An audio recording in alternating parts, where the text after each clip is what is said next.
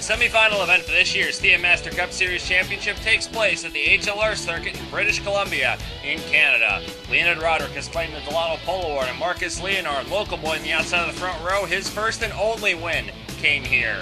Arto Kekkonen and Melanie Clavino are chasing the championship. They're starting in row 2. Greg Woodard and Kirk Pliskett in row 3. Championship leader Adrian Devereaux is in row 4. Davina Henton got her first win here, and Luciano Salvarol is second in the championship. Kevin Dwyer and Gaspar D'Souza fill out row 6. Ashby and Kuznetsov, good effort in row 7. Craig Mummert, a surprising effort in the outside row 8, Lewis Kingston and Cameron Taylor, respectable efforts in row 9. Ian Cooper, winner of the most recent race in Chicago, and Chris Johans in car 12, and Scott Stoidler in car 13, looking for a little bit more than that.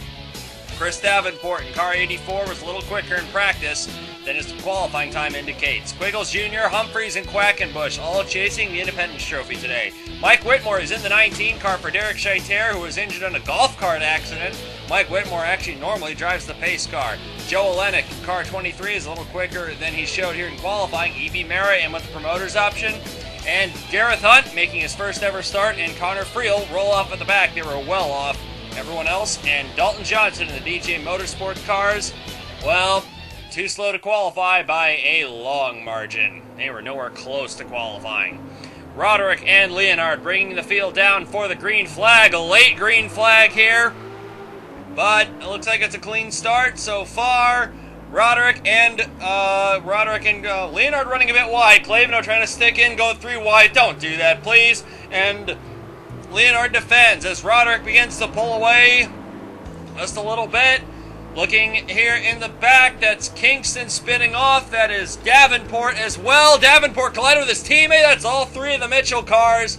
E.B. Mara got cleaned out by Kurt Reynolds. That was overly ambitious, and Davenport was run into by his teammate.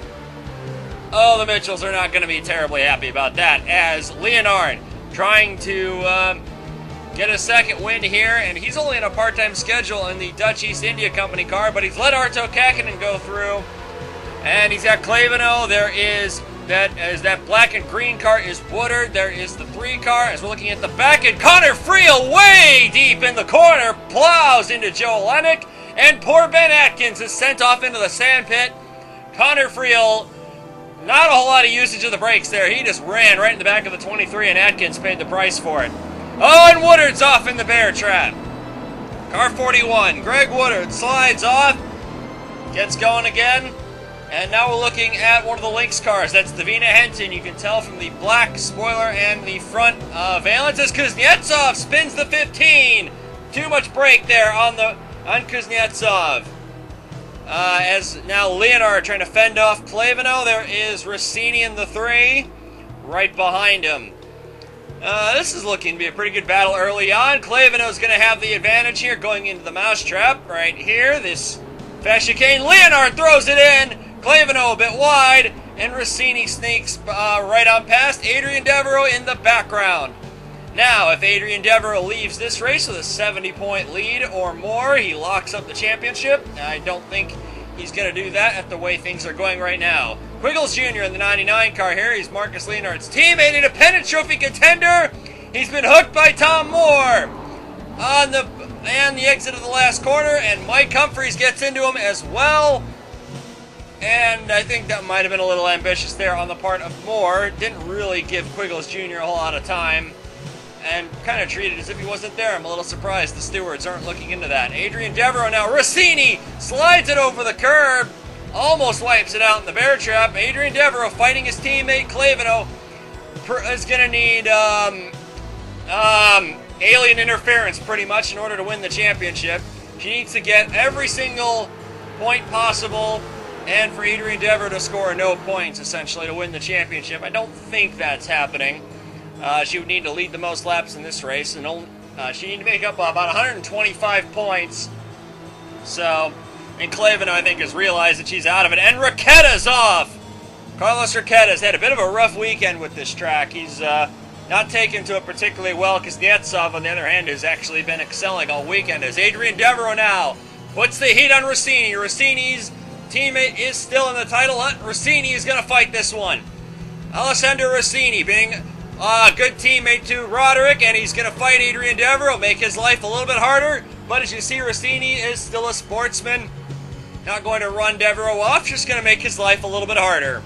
Granted, I think Rossini does this on a weekly basis. Anyways, one of the more gentlemanly drivers on the track is Alessandro Rossini, and also one of the more skilled, both on the engineering side of things and in terms of raw driving talent. As now we're looking at Kevin Dwyer in the 8 car. He's had a bit of a quiet year. Oh, Dwyer sliding it a bit wide. Kevin Dwyer's been pretty quick on and off. Oh, the 88's off in the background. Scott Bates in the 88 car. Oh, might be the same thing that... that's Nasova off. Right behind him. Scott Bates, Ilya Nasova off. Here's Gareth Hunt, the Irish rally driver, in the 48 car. Third to Tino. He's off again. His pace is not all that great, but he has been given this 48 car for this race, and he will be attempting to qualify for Decatur with this car. Scuderia Tutino has actually said that Hunt's addition to the team has actually been somewhat of a benefit this week. Certainly hasn't been in the timesheets. But anyways, Matthias Taub in car 21 is having a pretty solid opening stint here. He's up to 21st, and the Melrose Racing team has not had a good year by any stretch of the imagination. And Matthias Taub has stopped saying good things about this team, so that does not exactly say... he hasn't said anything bad, he just stopped saying good things. I don't think that there's a lot of hope for the future. As John Dilks, meanwhile, in the 92 cars, crawled his way up to 22nd, and Mike Humphreys in the 0 car still hanging on there in 23rd. Dilks having a pretty good run here, as you see Taub defending a move from Dilks, a possible move from Dilks anyway. As here we got Rossini coming back on Adrian Devereaux here.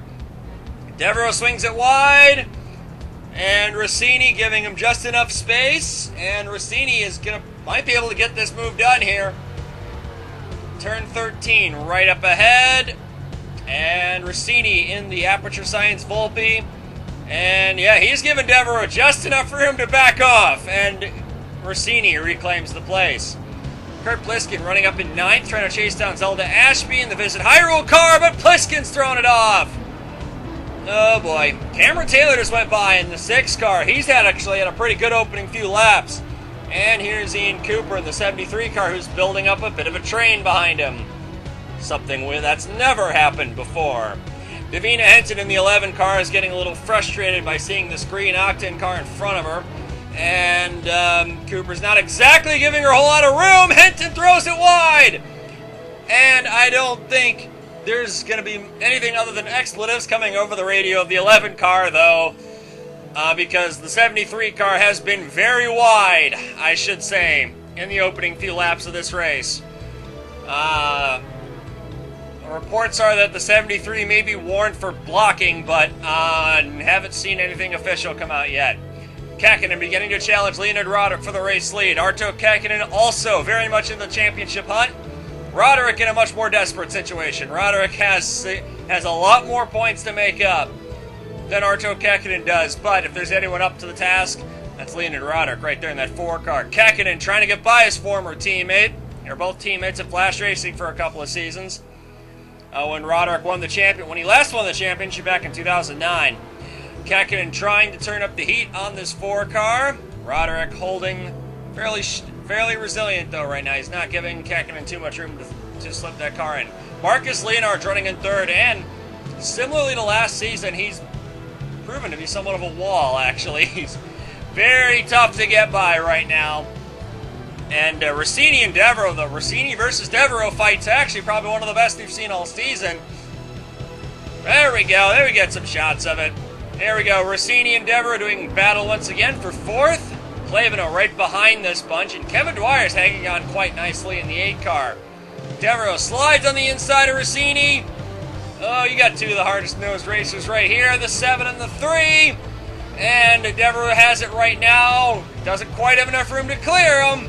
And Rossini is he going to throw it in the inside of the mousetrap? Yes, he is. Is he going to be able to get by Adrian Devereaux here? No, he's gonna go wide a bit. Clavino goes through. Rossini. Oh, Devereaux trying to push his teammate out of the grass. I don't know what's going on there, but I think Flavina might be a bit better advised to back off, but she's got such a huge head of steam. Devereaux's going to have to let her in. Rossini's going to take advantage in the 3 car. Devereaux swings it wide. He's got a lot more momentum coming off turn 9. Is it going to be enough? Yes, Adrian Devereaux is going to clear Clavino, or did she let off a bit and let him in finally? Okay.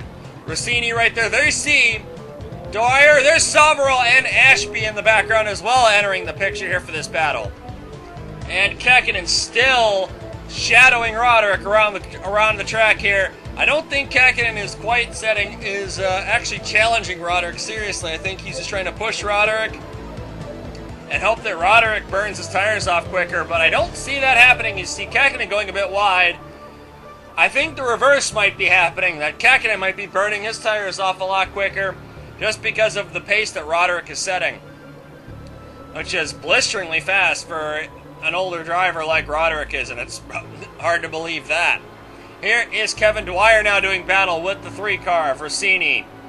That yellow, that golden yellow, saffron yellow really is the correct term, Maya Soft car that Dwyer's driving. Oh, Dwyer's wide. Here comes Somerall in the 5, and Ashby in the Visit Hyrule car, number 55, the green car. Now, coming down this long straightaway into, or heading down towards turn 9.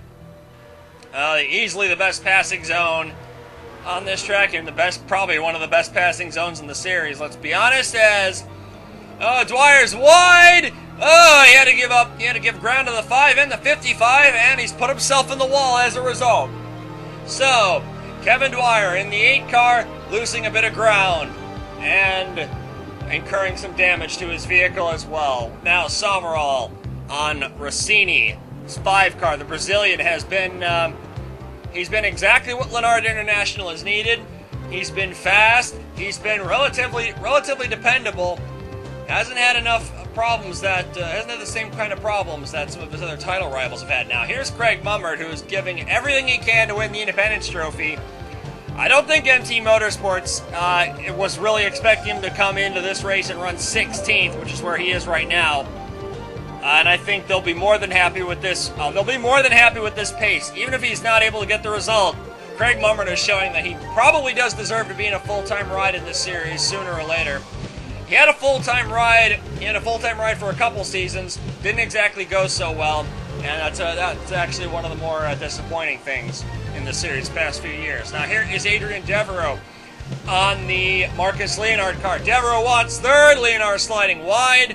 Here comes Devereaux on the inside. He's going to try to take him on the outside, going into the bear trap, and he gets him well before the brake zone.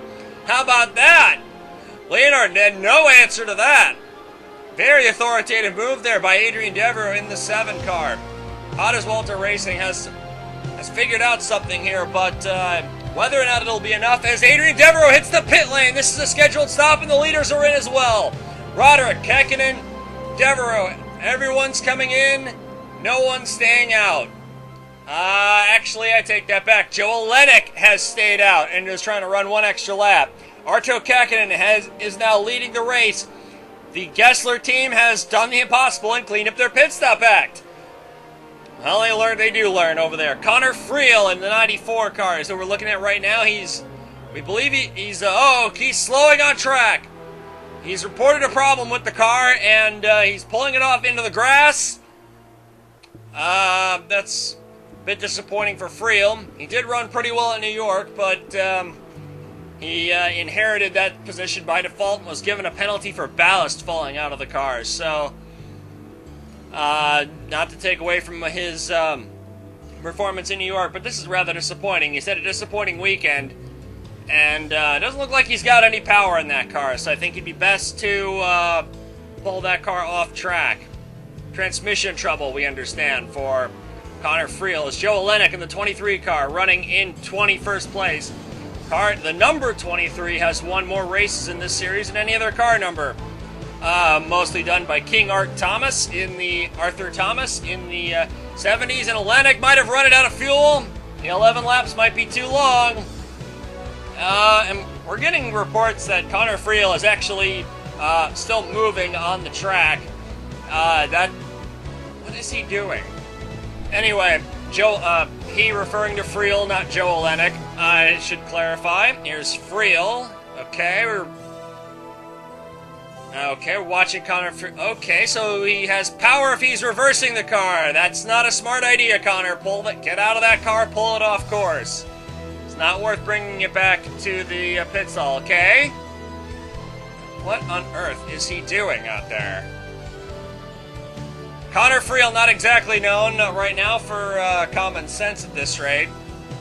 Right, now get out of the car, Connor. Okay, so he's not listening. Oh, this isn't good. Connor, what on earth are you doing? Oh, no! Oh, Adrian Devereaux Connor Friel has just wiped Adrian Devereaux out. Reversing the car, clearly was able to get him just a little bit of power back, but that still does not justify what on earth was that half-wit thinking. Reversing onto the fastest part of the track. Well, if you're Adrian Devereaux, you cannot buy a break in this series lately. And if you're Connor Friel, you can't buy some common sense, seemingly. Absolutely ridiculous driving there. And I believe Adrian Devereaux gave him a certain one-finger salute for that. Yeah, not surprised. Connor Friel to the steward's office immediately. Bonehead. Anyways, Luciano Savarol and Melody Clavino doing battle over the final podium position. What's effectively going to become the final podium position, it looks like, as the American Launch Energy Racing Team boys are having the best battle on the circuit at the moment. This is for 11th place. Chris Johans in the red car, Scott Stoidler in the lemon car, the yellow and blue machine. Kakkonen still leads in car number 9, coming on Gareth Hunt. Oh, Kakkonen closing on Hunt so quickly under braking that Hunt couldn't get out of the way in time. Now, Gareth Hunt has been off the track a few times. I mentioned he has a background in rallying, but these cars are normally meant to run quicker on asphalt. Kakkonen going around Hunt on the outside, and Hunt runs him a bit wide. I don't think Kakkonen's going to be all that thrilled about it, being held up by the Irishman. Hunt sliding it wide. Whoa! That car is a handful. That car is a big handful. Because Gareth Hunt almost impaled the end of the pit wall right there. So, that car is not exactly the best handling machine in the world. I said this was for the final podium position earlier. That was in error. This is for the 4th position. Apologies for that. As Clavino and Savarol side by side into the mash trap. And Clavino's going to win out. She roughs up the 5 a little bit. I don't think Luciano Savarol is going to react all that well to it, but given that Adrian Devereaux is out of the race because of that person, I think Luciano is going to have an easier time than he may think, as John Dilks in the 92 car, who I might add is having a stellar race so far, gets held up a bit by Joe Olenek. And I wonder if all that rear end damage on Olenek meant he didn't see Dilks or Packer Carroll come screaming by, as Packer Carroll has now moved up into 21st. And I'd like to point out that Packer Carroll's race pace has been pretty good so far. That's very encouraging for Packer. Kevin Dwyer, and we see the 8 car running up in 9th. You can see no pressure from behind for Kevin Dwyer. And many cars ahead, which is just how Kevin Dwyer seems to like things. But I'd like to point out that's Cameron Taylor directly in front of him. And Taylor's actually having a really good race today. And here is Gareth Hunt. Not exactly getting to Marcus Leonard's way, so it looks like he's figured out how to let people go by safely. A little bit of practice of that usually helps, but regardless, there's Hunt in the 48 car. Here is Woodard, who has had the opposite kind of day that Cameron Taylor's had. He has gone backwards. Eli Koyas clearly don't have the race pace that the factory Lenards do. Actually, no, he's 17th. My mistake is he came across the line. Quiggles Jr. in the 99 car after going off earlier in the race. He's not giving Urto Kakkonen a whole lot of space on And I don't quite know what Quiggles Jr.'s problem is here, but he's not letting Kekkonen go by that easily. Now he surrenders it. I understand you want to stay in the lead lap, but that's sometimes not in your best interest to fight for it that hard. As Rossini now trying to hold off Zelda Ashby in the 55, and right behind, oh, Ashby is really trying to hound him. Good early defensive driving from Rossini. Taking away the line, but look at the crossover from Ashby. Oh, Rossini almost into the wall. Ashby goes by. No, Rossini is going to fight this. Here comes Cameron Taylor in the 6 car. The Schaefer Group ride. He has now entered this battle. Now, Cameron Taylor has wanted to get a win in this car before the season's out. Doesn't have too many more chances to do so. But to say that he's been a revelation for that team would be a bit of an understatement. He's been dependable and reliable. Roderick pits. That's a bit earlier than I was expecting him to. Now, most teams were saying that there's no way that anyone's going this race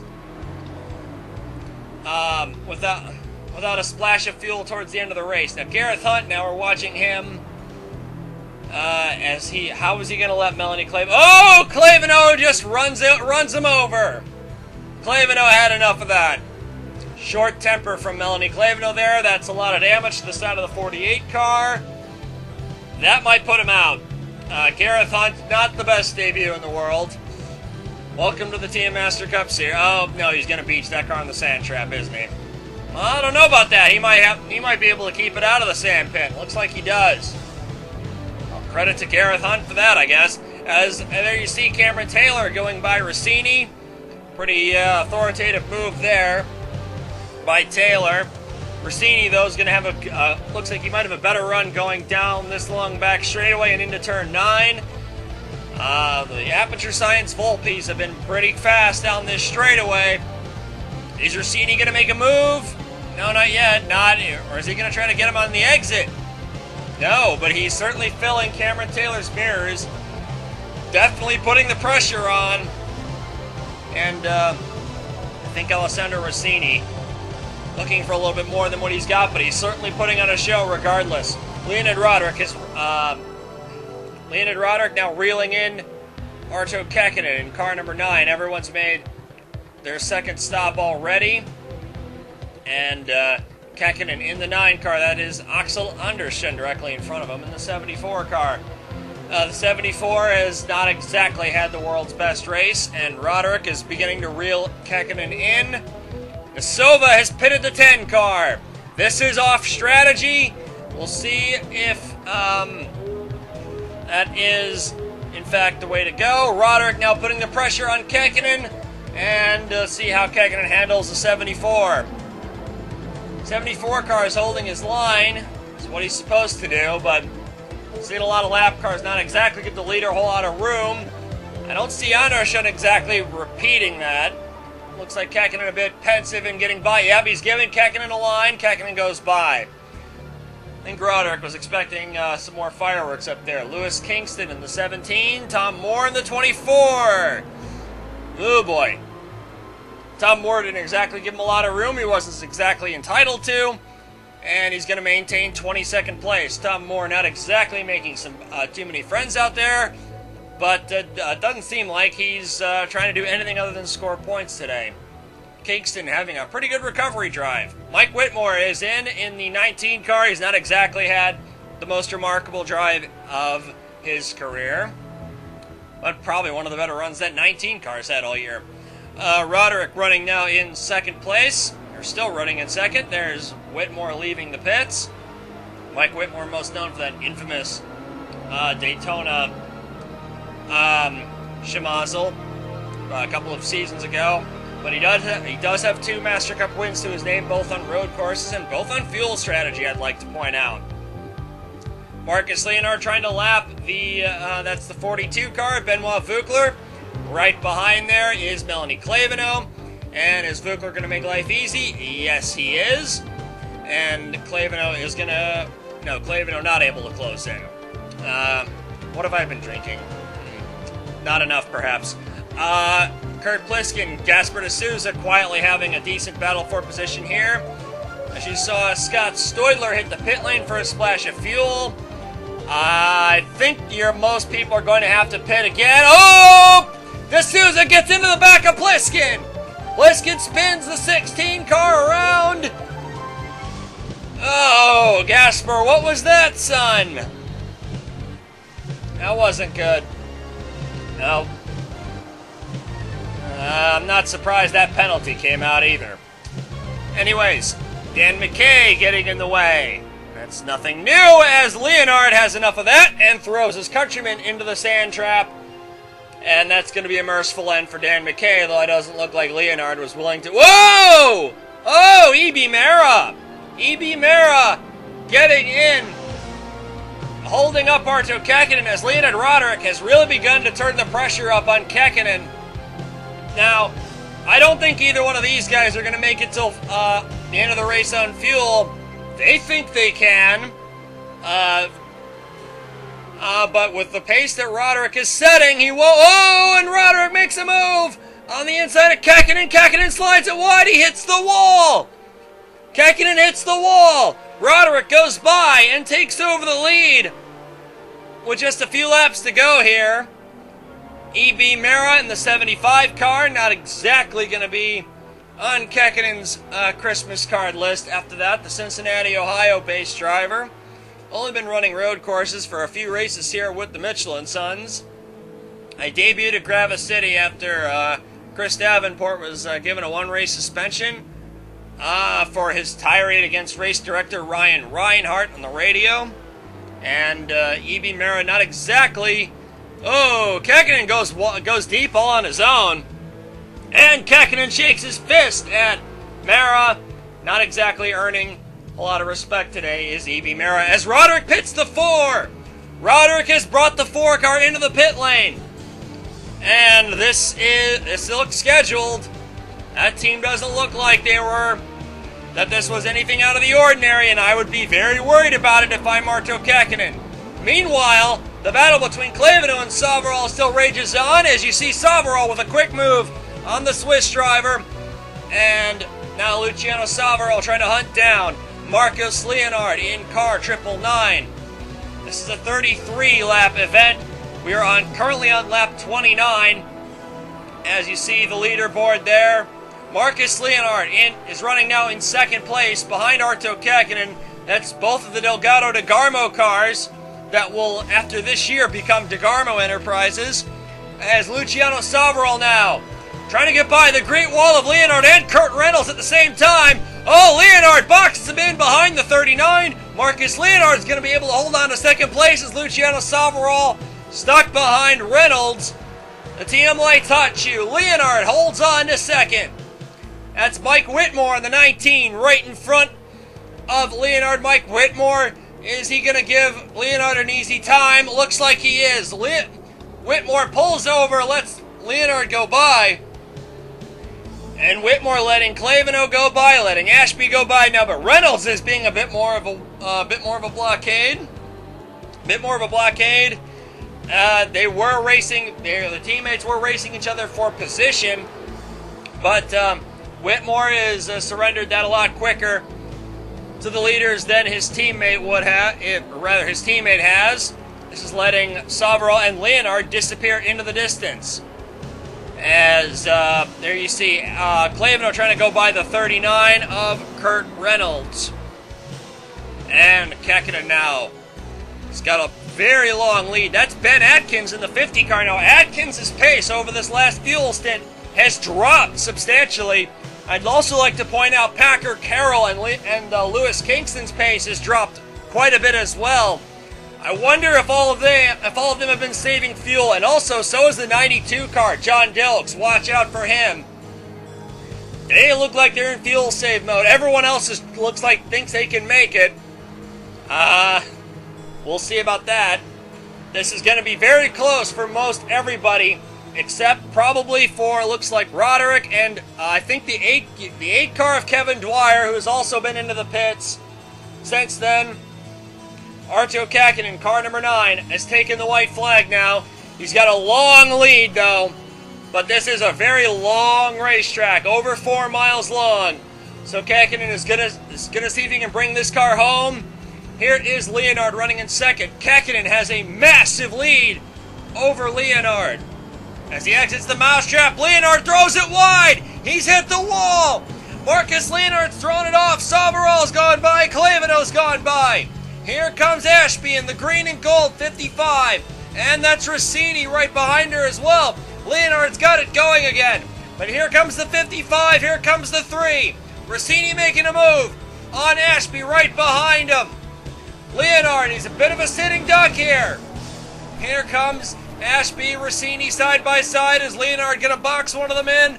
Are they going to go? They split him. Something's wrong with Leonard. Has he run it out of fuel? I think he has. Leonard looks like he's run the 999 out of fuel. He's lost power. And that is a big disappointment. Roderick goes by in the 4 car. Rossini's running out of fuel, it looks like. The 3 is in trouble. Alessandro Rossini, a brilliant run going. And Roderick has gone by in car number 4. Now no! That's Arto Kakinen, the race leader! On the last lap, halfway around, the last lap, Arto Kakinen has run the 9 out of fuel.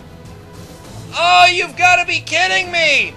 Just within half a lap of victory, and he's run it out.